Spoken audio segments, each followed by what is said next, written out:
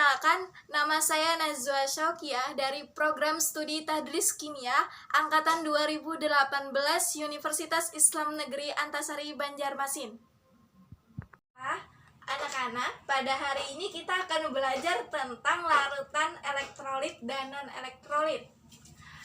Yang mana Ibu harapkan setelah pembelajaran ini kalian bisa memahami atau mengidentifikasi sifat-sifat baik itu larutan non-elektrolit ataupun larutan elektrolit. Kita memulai pembelajaran tentang larutan elektrolit dan non-elektrolit.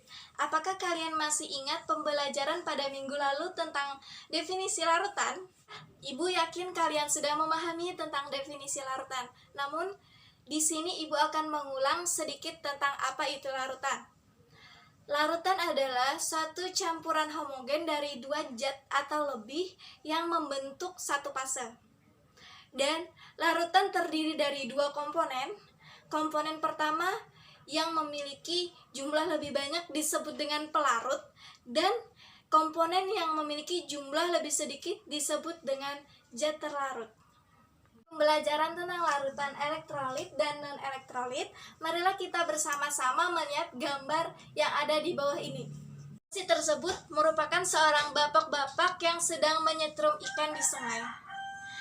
Tahukah kalian apa keterkaitan antara pembelajaran kita pada hari ini dengan ilustrasi tersebut? Ya, benar sekali. Ilustrasi tersebut merupakan menggambarkan tentang seorang bapak-bapak yang sedang menyetrum ikan di sungai.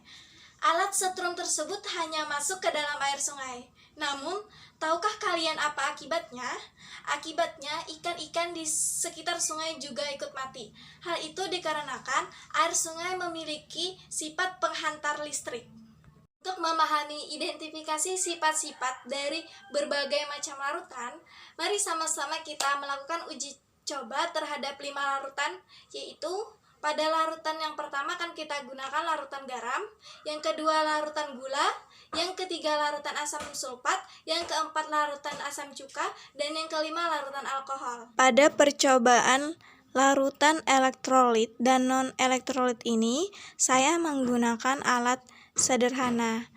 Alat yang digunakan terdiri dari baterai, lampu, kabel, ada elektroda, dan gelas sederhana. Adapun bahan yang akan diuji yaitu ada alkohol, larutan asam cuka, kemudian larutan asam sulfat, kemudian ada larutan garam, dan yang terakhir larutan gula. Pada percobaan ini, terlebih dahulu kita akan menguji lampu yang digunakan, apakah memiliki masalah atau tidak.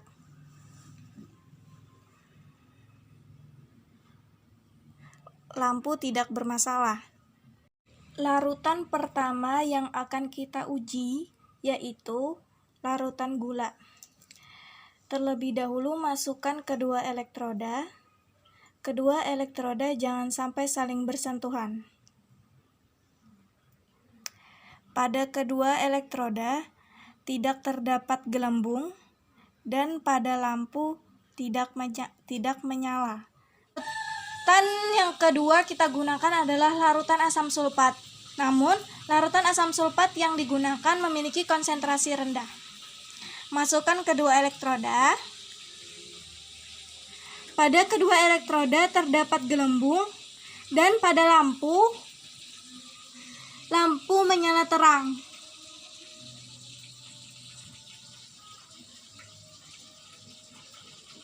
Pada larutan yang ketiga yaitu larutan asam cuka.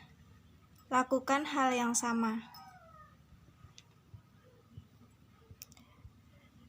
Terdapat sedikit gelembung dan lampu menyala redup.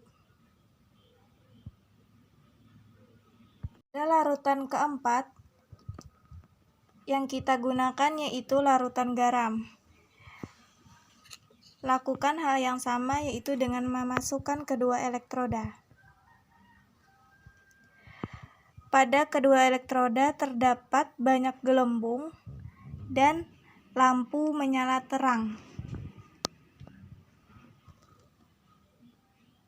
Larutan kelima yang akan kita uji yaitu larutan alkohol. Alkohol yang digunakan yaitu alkohol 70%. Lakukan hal yang sama yaitu dengan memasukkan kedua elektroda. Pada kedua elektroda tidak terdapat gelembung dan lampu tidak menyala. Tahukah kalian mengapa ada beberapa larutan yang dapat menyalakan lampu dan terdapat banyak gelembung, dan ada larutan yang tidak dapat menyalakan lampu dan tidak ada gelembung? Tahukah kalian apa alasannya? Kita mengetahui alasannya, mari bersama-sama kita mengetahui reaksi apa saja yang terjadi pada beberapa larutan yang telah kita uji.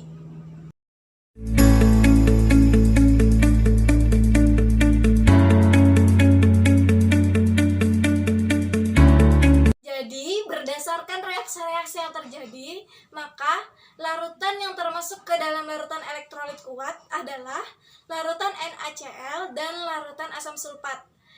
Dan larutan yang termasuk ke dalam larutan elektrolit lemah adalah asam cuka atau memiliki rumus kimianya yaitu CH3COOH, dan yang termasuk ke dalam larutan non-elektrolit adalah larutan gula dan alkohol. Jadi, larutan yang dapat membuat lampu menyala merupakan larutan elektrolit. Jadi, larutan elektrolit tersebut memiliki sifat daya hantar listrik. Larutan elektrolit sendiri terbagi menjadi dua, yaitu pertama larutan elektrolit kuat dan larutan elektrolit lemah. Jadi, mengapa ia mampu menghantarkan listrik? Hal itu karena pada larutan elektrolit ia mampu terionisasi. Namun, bedanya pada elektrolit kuat dan pada elektrolit lemah, pada elektrolit kuat ia terionisasi secara sempurna sehingga menyebabkan lampu menyala terang dan memiliki banyak gelembung. Adapun pada elektrolit lemah, ia hanya mampu terionisasi sebagian sehingga menyebabkan lampu menyala redup, bahkan ia mampu tidak menyala dan ia memiliki sedikit gelembung. Pada percobaan tadi, ada larutan yang menyebabkan lampu tidak menyala dan tidak ada gelembung gas. Larutan tersebut termasuk ke dalam larutan non-elektrolit. Larutan non-elektrolit adalah larutan yang tidak memiliki sifat daya hantar listrik.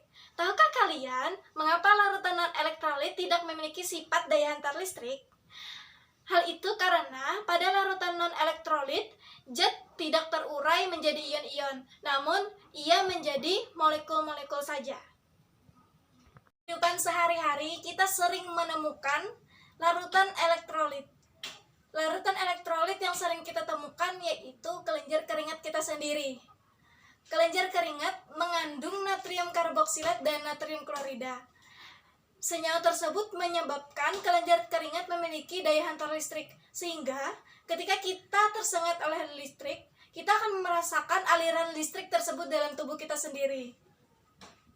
Fenomena lain yang menunjukkan bahwa tubuh kita mengandung larutan elektrolit adalah ketika kita mengalami diare. Ketika kita mengalami diare, tubuh kita akan menjadi lemah, sehingga membutuhkan larutan-larutan yang menyebabkan tubuh kita akan menjadi kuat kembali. Larutan tersebut adalah larutan elektrolit. Larutan elektrolit yang dibutuhkan ketika kita mengalami diare adalah larutan oralit. Jadi, larutan oralit adalah larutan yang termasuk ke dalam larutan elektrolit. Kesimpulan pembelajaran kita pada hari ini tentang larutan elektrolit dan non-elektrolit adalah larutan elektrolit adalah larutan yang mampu menghantarkan listrik, karena larutan elektrolit sendiri ketika bereaksi dengan air, ia mampu terionisasi. Larutan elektrolit terbagi menjadi dua, yaitu larutan elektrolit kuat dan larutan elektrolit lemah. Perbedaan keduanya yaitu pada larutan elektrolit kuat, ia terionisasi secara sempurna, sehingga menyebabkan lampu menyala terang dan terdapat banyak gelembung. Larutan yang termasuk ke dalam larutan elektrolit kuat adalah larutan asam sulfat dan larutan garam. Adapun elektrolit lemah adalah larutan yang hanya terionisasi sebagian, sehingga menyebabkan lampu menyala redup, bahkan ada lampu yang tidak menyala dan terdapat sedikit gelembung.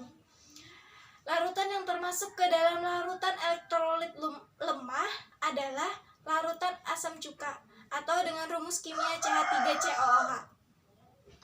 Adapun larutan non-elektrolit adalah larutan yang tidak dapat mengantarkan arus listrik, karena larutan tersebut ketika bereaksi dengan air, ia tidak dapat terionisasi, hanya menjadi molekul-molekul saja. Larutan yang termasuk ke dalam larutan non-elektrolit adalah larutan gula dan alkohol. Itulah tadi penjelasan dari saya tentang larutan elektrolit dan non-elektrolit. Semoga bisa bermanfaat untuk kalian semua. Saya Najwa Saukiah, mohon maaf atas segala kesalahan dan terima kasih atas segala perhatiannya. Wabillahi taufiq wal hidayah. Wassalamualaikum warahmatullahi wabarakatuh.